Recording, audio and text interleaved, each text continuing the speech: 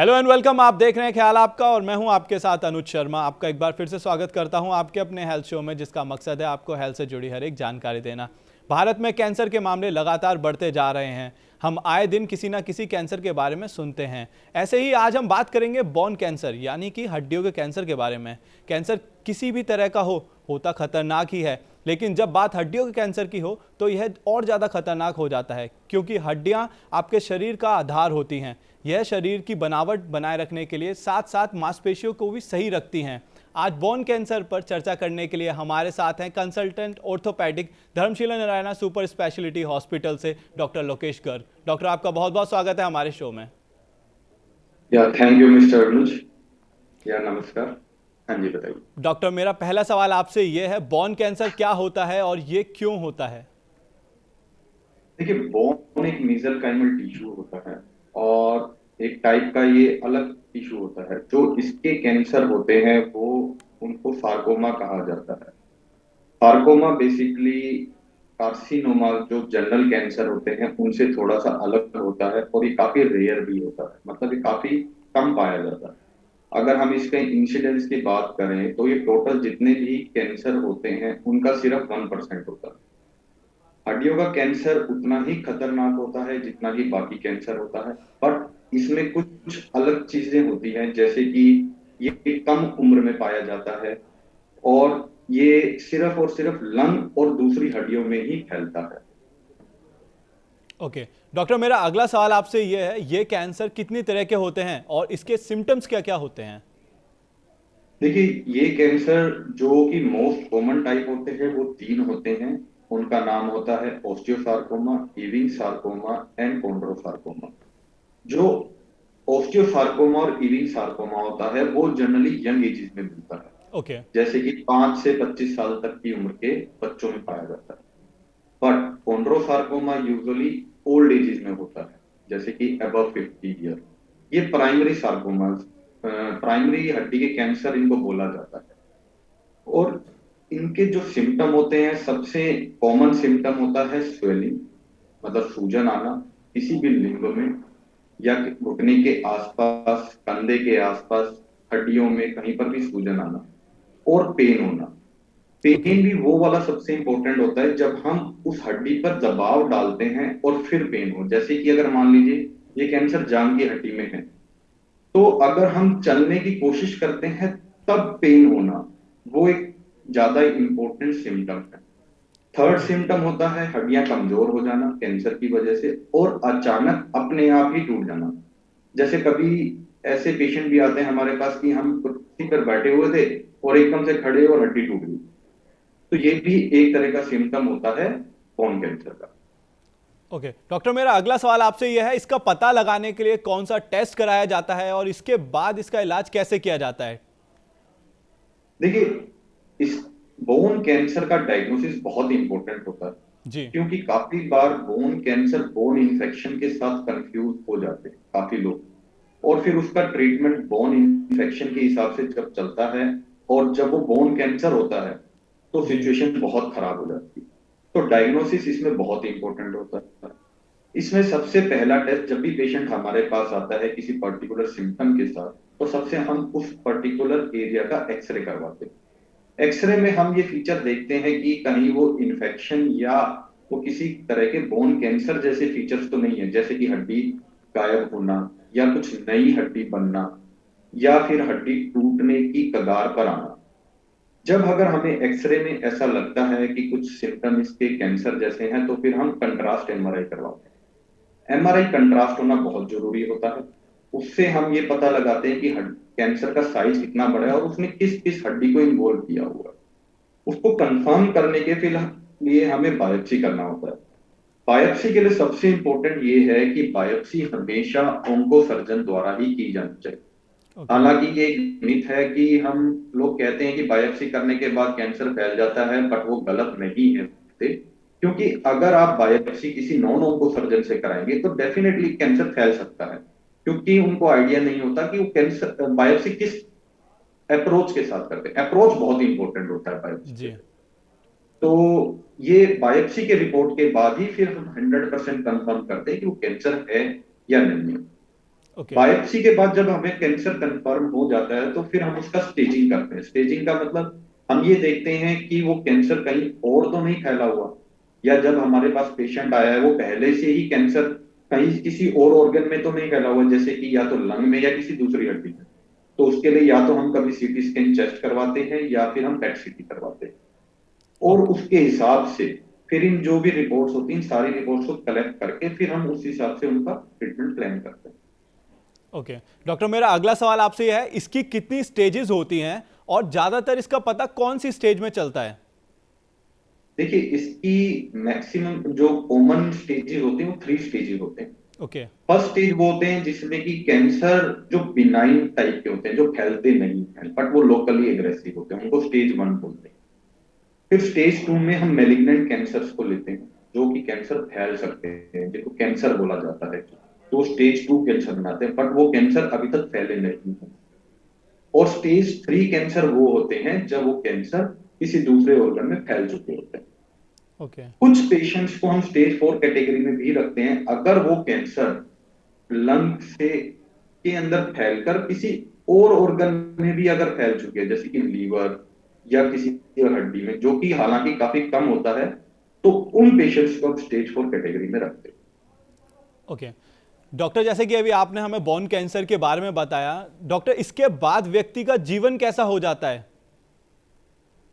उसे देखिए, किन वो दिक्कतों का डिपेंड सामना करता करना है। पड़ता है बेसिकली? या हाँ जी, देखिए, पेशेंट की जो कंडीशन और जो उसके सिम्टम और जो उसकी क्वालिटी ऑफ लाइफ होती है वो डिपेंड करती है कि उसको कैंसर किस हड्डी का हुआ।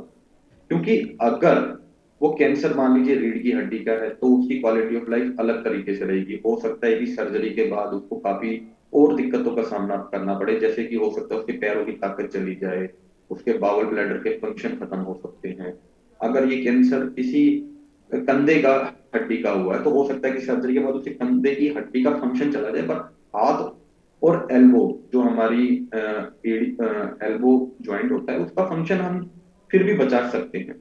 अगर मान लीजिए वो फंक्शन कैंसर किसी घुटने के अराउंड हुआ है तो हो सकता है कि उसकी घुटने के फंक्शन को हमें कॉम्प्रोमाइज करना पड़े। बट अगर पेशेंट हमारे पास सही स्टेज पर सही टाइम पर हमारे पास आ जाते हैं तो ये कैंसर ट्रीटेबल होते हैं। इनका ट्रीटमेंट बहुत आसान होता है, बट सबसे इंपॉर्टेंट ये होता है कि उसका ट्रीटमेंट ठीक से प्लान किया जाए और प्लान को ठीक से एग्जीक्यूट किया जाए। अगर हमारा प्लानिंग ठीक नहीं है और अगर हम बिना मतलब के पहले कीमो पहले सर्जरी, अगर ये सब चीजें अगर ठीक टाइम पर और जी। ठीक इनके तरीके से नहीं दी जाएंगी तो फिर इनका इलाज बहुत मुश्किल होता है। ओके डॉक्टर, मेरा अगला सवाल आपसे है, कीमोथेरेपी और रेडिएशन कौन सी स्टेज में की जाती हैं और यह कितना सक्सेसफुल होती हैं? देखिए, जो बोन कैंसर होते हैं उसमें कुछ कैंसर्स में कीमोथेरेपी का रोल है, जैसे कि ओस्टियोसार्कोमा और इविंग सार्कोमा। इनको हम सिस्टमिक डिजीज मानते हैं, इनको हम ये नहीं मानते हैं कि वो पर्टिकुलर हड्डी का कैंसर है। हम ये मानते हैं कि वो लगभग उसकी पूरी शरीर में वो कैंसर फैला हुआ है, तो उस केसेस में हमें कीमो बहुत जरूरी होती है, और अगर कीमो हम इन केसेस में नहीं देंगे तो पेशेंट कभी ठीक नहीं हो सकता। और ये जरूरी जब कीमोथेरेपी हर स्टेज में दिया जाता है, चाहे पेशेंट स्टेज 3 में हमारे पास आए या फिर स्टेज 2 में हमारे पास आए, क्योंकि हम उसी के बाद कीमो के कितना रिस्पॉन्स आया है उसी के हिसाब से आगे का ट्रीटमेंट डिसाइड होता है। ओके। रेडिएशन थेरेपी का रोल सिर्फ और सिर्फ इविंग सार्कोमा में होता है। इसका कोई रोल ओस्टियोसार्कोमा में नहीं होता, ना ही कॉन्ड्रोसार्कोमा में होता है। और कॉन्ड्रोसार्कोमा में, जो कि 50 ईयर के अबव पेशेंट्स में पाया जाता है, उसके अंदर ना तो किसी कीमोथेरेपी का रोल है, ना ही किसी रेडिएशन थेरेपी का रोल होता है। उसके अंदर सिर्फ और सिर्फ सर्जरी का ही रोल रहता है। ओके डॉक्टर लोकेश, अभी हमने इसके ट्रीटमेंट की बात की थी, तो ट्रीटमेंट के साइड इफेक्ट कुछ हो सकते हैं, और हो सकते हैं देखिए, तो वो क्या हैं? हाँ जी, देखिए, साइड इफेक्ट ट्रीटमेंट में कुछ ना कुछ तो रहेगा। जी। जैसे कि कहते हैं कि अगर मान लीजिए कि अब हमें कोई ट्रीटमेंट मतलब हमें कोई चीज पानी है तो उसके लिए हमें कुछ ना कुछ खोना पड़ता है। बिल्कुल। अभी जो हमारी मेडिकल साइंस है उस काफी एडवांस हो चुकी है, और बोन कैंसर में भी आजकल हम बहुत ही एडवांस ट्रीटमेंट दे रहे हैं।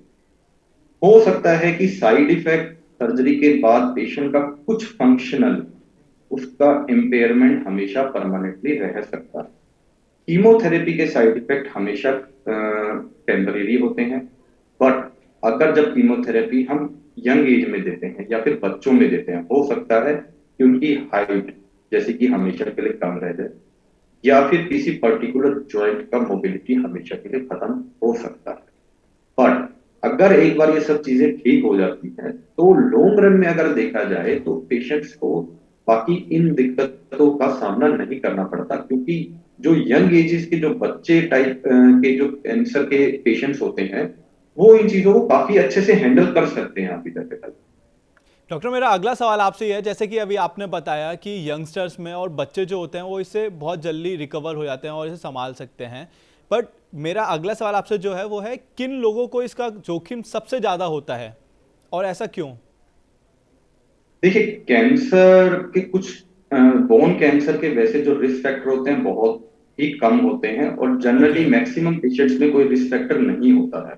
ओके। ये आप ये समझ लीजिए एक टाइप का एक बाय लक होता है कि किसी को कैंसर हो जाए, बट फिर भी जो कुछ रिस्क फैक्टर्स जो मेडिकल साइंस कहती है जो है, जैसे कि जेनेटिक कुछ सिंड्रोम्स होते हैं जिसके अंदर ये कैंसर्स ज्यादा मिलते हैं, जैसे कि लीफ रोमेनी सिंड्रोम हो गया, रेटाइनोब्लास्टोमा हो गया। इन टाइप के जो पेशेंट्स होते हैं जी। उनके अंदर ज्यादा चांसेस है बोन कैंसर होने का। दूसरा कि कुछ बिनाइन ट्यूमर्स होते हैं जो कि आगे जाके बड़ी एज में जब बच्चे चले जाते हैं हो सकता है कि वो कन्वर्ट हो जाए कैंसर में, जैसे कि एक्जोस्टोसिस हो गया। ये एक टाइप का एक एक्स्ट्रा हड्डी बनी होती है, वो जो कि बचपन में तो बिनाइन रहता है, बट कभी कभी 4% केसेस में बड़े होने के बाद ये कभी कभी कैंसर में कन्वर्ट हो जाता है। ओके। एक होता है एनकोंड्रोमा, जब किसी पेशेंट्स को मल्टीपल एनकोंड्रोमा नाम का ट्यूमर होता है, जनरली बिनाइन ट्यूमर होता है, पर कभी कभी कुछ 10% केसेस में जाकर ये भी कैंसर में कन्वर्ट हो सकता है। और रिस्क फैक्टर होते हैं जैसे कि कोई पेशेंट होते हैं जिनको रेडिएशन का काफी एक्सपोजर है, स्मोकिंग हो गया, कुछ खाना पीने की वजह से जैसे कि पोल्यूशन की वजह से, और कुछ फूड एडल्ट्रेशन की वजह से, और ये भी कुछ टाइप के रिस्क फैक्टर्स हैं जिनसे कि बोन कैंसर हो सकता है। ओके। डॉक्टर, मेरा आखिरी सवाल आपसे ये है कि अपनी बोन्स का ध्यान हम कैसे रखना चाहिए और कैसे रख सकते हैं? देखिए, बोन केयर के लिए सबसे इम्पोर्टेंट है पेशेंट को मैक्सिमम और मैक्सिमम जितना हो सके एक्सरसाइज की जाए। वो डेली एटलीस्ट 30 मिनट की रनिंग या फिर ब्रिस्क वॉकिंग करें। ओके। और जिनका और इसके लिए हमें खाना पीना अच्छा रखना पड़ेगा, जैसे कि हमें मिल्क प्रोडक्ट थोड़ा बढ़ाना चाहिए। ओके। मिल्क प्रोडक्ट में दही और दूध बढ़ाना चाहिए, इससे हमारे हड्डियों को कैल्शियम और विटामिन मिलते हैं। सन बाथ हमें लेना चाहिए, सन का एक्सपोजर बहुत इंपॉर्टेंट है। आजकल की हमारी जनरेशन की जैसे कि वर्क फ्रॉम होम की वजह से हम लोगों का आजकल सन एक्सपोजर काफी कम हो गया। सन से हमें बहुत ज्यादा मात्रा में विटामिन डी मिलता है, बट कुछ लोग और दूसरा कुछ खाने में अगर देखा जाए तो नॉन वेज प्रोडक्ट बेटर रहते हैं। उनके अंदर वो मिनरल विटामिन होते हैं जो कि हमें कभी कभी वेज प्रोडक्ट्स पे नहीं मिलते। बट जो लोग नॉन वेज नहीं खाते तो ऐसा नहीं है कि उनके लिए जरूरी है नॉन वेज खाना, उनके लिए जरूरी है कि वो कुछ सन एक्सपोजर लें, एक्सरसाइज लें, या फिर सोयाबीन खाएं, तो उन चीजों के अंदर उनका लगभग सारी चीजें कंप्लीट हो जाती है। ओके। डॉक्टर, आपका बहुत बहुत शुक्रिया हमारे तमाम सवालों के जवाब देने के लिए। या थैंक यू। आज डॉक्टर ने हमें बोन कैंसर के बारे में बताया, साथ ही बताया कि अपनी हड्डियों का ध्यान कैसे रख सकते हैं। अब हमें दीजिए इजाज़त, हम कल फिर हाजिर होंगे एक नए विषय और एक नए गेस्ट के साथ। तब तक अपना और अपनों का ध्यान रखें। चलते चलते हम आपको बताना चाहते हैं TV9 डिजिटल के न्यू इनिशिएटिव TV9 वैन के बारे में। आखिर क्या है ये न्यू इनिशिएटिव, देखते हैं इस छोटी सी वीडियो में। Today, doctors are busier than ever providing care and advice to patients. And the reality is that an average patient now spends much more time in the waiting room than in the doctor's chamber. With such a captive audience, it's time to put their wait time to good use. Introducing TV9 Waiting Area Network that provides premium patient engagement experience through engaging and informative videos. These videos are created keeping in mind an Indian patient seeking medical attention. TV9 Waiting Area Network provides a perfect platform for educating the patients on everything a doctor's practice has to offer while elevating the doctor's brand at the same time. As a doctor, all you need is to have Wi-Fi at your clinic and we'll take care of the rest. We provide you with a TV, a media player, your clinic profile, and a playlist customized as per your practice. Combine all this with the regular news updates from TV9 and you have an awesome branding and marketing tool for your clinic.